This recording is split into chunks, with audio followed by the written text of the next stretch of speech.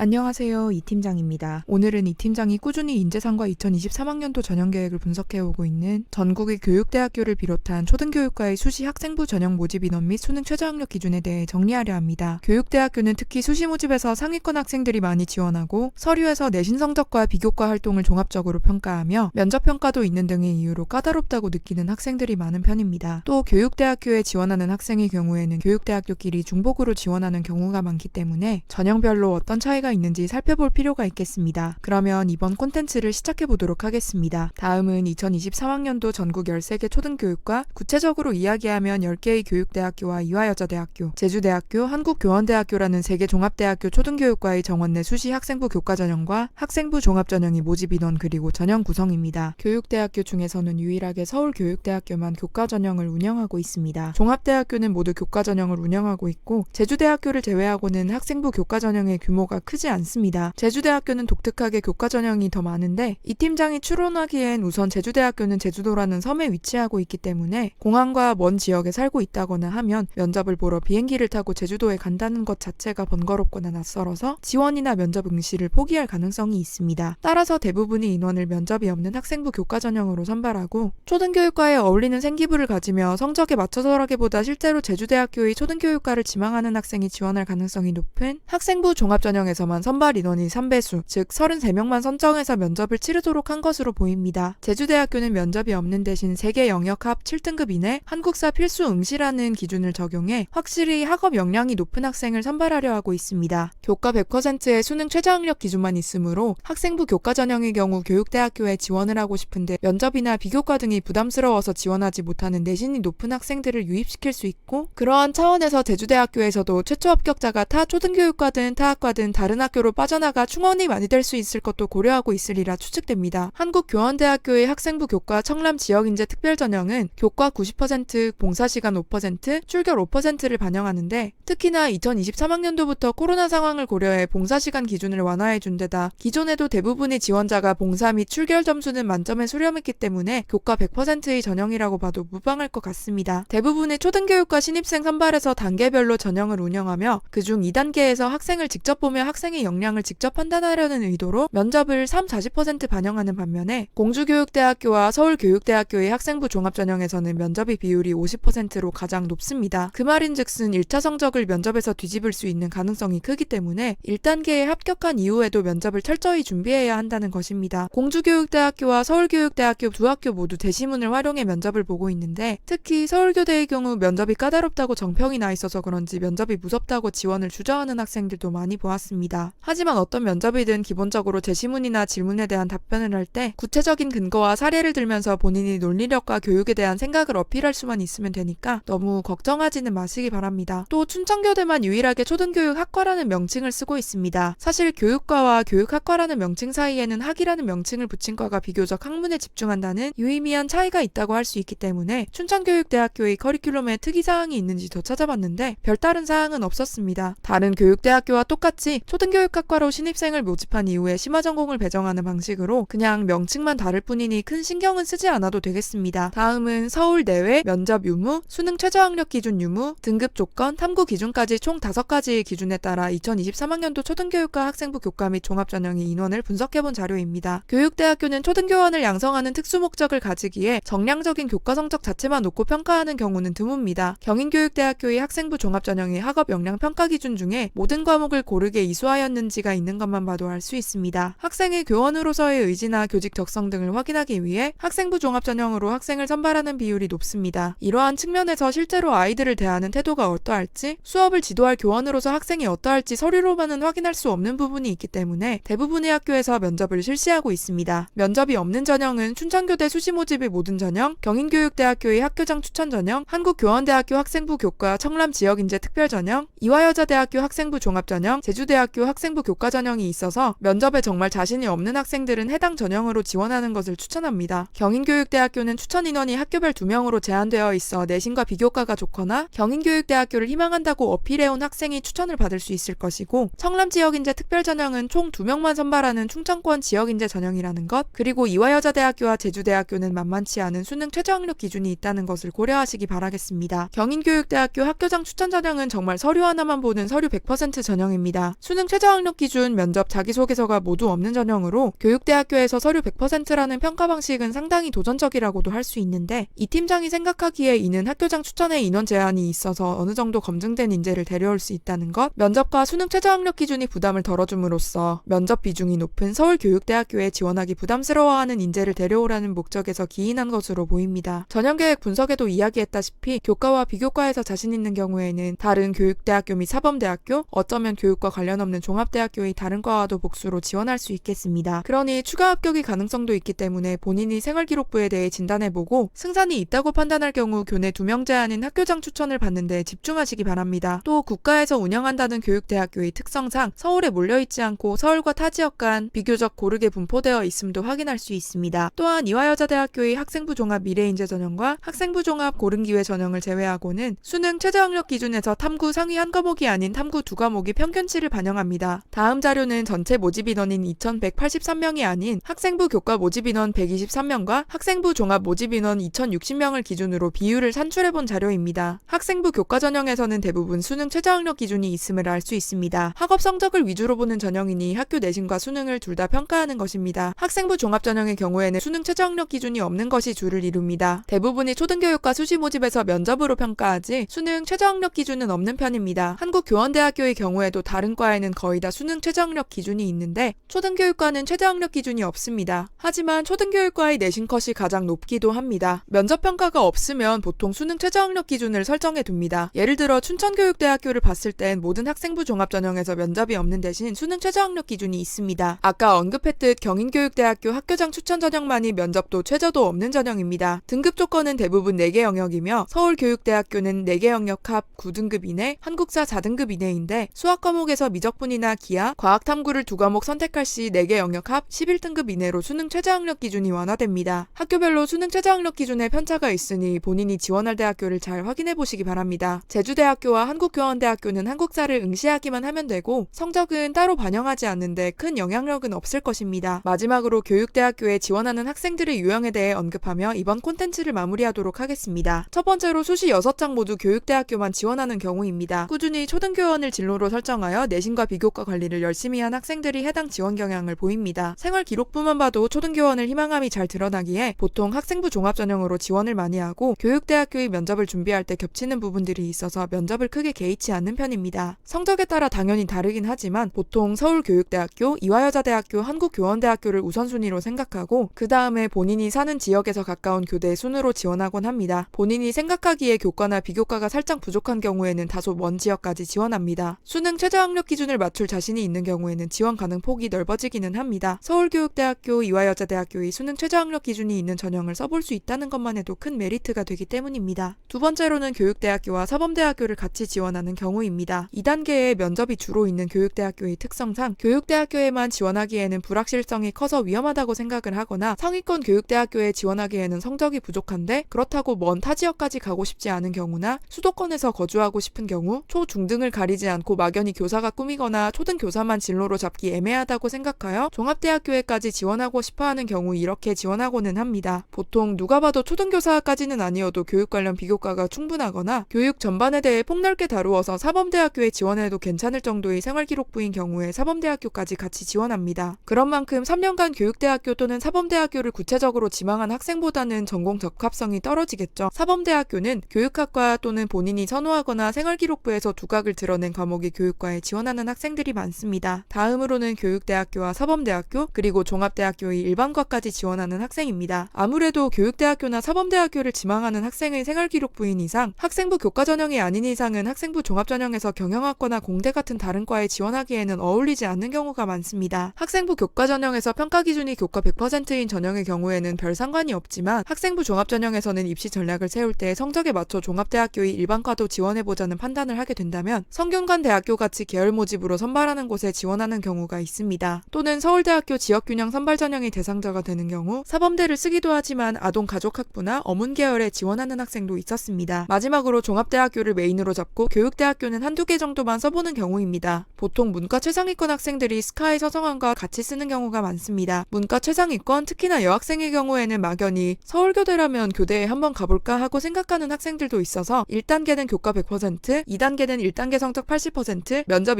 80%로 평가하는 서울교육대학교의 학생부 교과 전형이나 교과 80% 면접 20%로 평가하는 이화여자대학교 고교 추천 전형을 충분히 쓸 가능성이 있습니다. 서울교육대학교의 경우 저번 전형계획 분석에서 말했지만 올해 학교별 지원 인원 제한이 3명이 생기긴 하였는데 어차피 내신 컷이 1점대 초반인 상황에서 학교에서 서울교육대학교 학교장 추천을 받을 수 있는 인원이 많지가 않으니 별 차이가 없다고 할 수 있겠습니다. 그 중에 서울교육대학교의 수능 최저학력 기준까지 맞출 수 있다면 더더욱 합격 확률이 올라갈 수 있겠죠. 이화여자대학교 고교 추천 전형은 수능 최저학력 기준이 없으니 모의고사에서 두각을 드러내지는 못하지만 내신이 정말 높은 지방 최상위권 여학생들의 선호도가 더 높아지겠습니다. 학생부 종합전형의 경우에도 경영 경제 분야나 사회과학대에 지원하는 학생보다는 아무래도 어문 계열에 특화된 학생들이 보통 학교에서의 멘토링 경험도 있을 테니 교육대학교로 진로를 틀어보기가 쉬운데 이런 학생들이 경인교육대학교의 학교장 추천 전형 같은 전형을 쓰거나 지역인재 전형의 대상자가 되어서 승산이 생긴다고 판단될 경우 교육대학교를 지원해보곤 합니다. 교육대학교에 지원하고 싶으신 학생들은 본인이 어떤 유형에 해당하는지 잘 생각해보시고 지원 전략을 짜보시길 권장하며 앞으로의 교육대학교 인재상 분석 및 전형계획 분석 콘텐츠 또한 참고하시길 바랍니다. 감사합니다.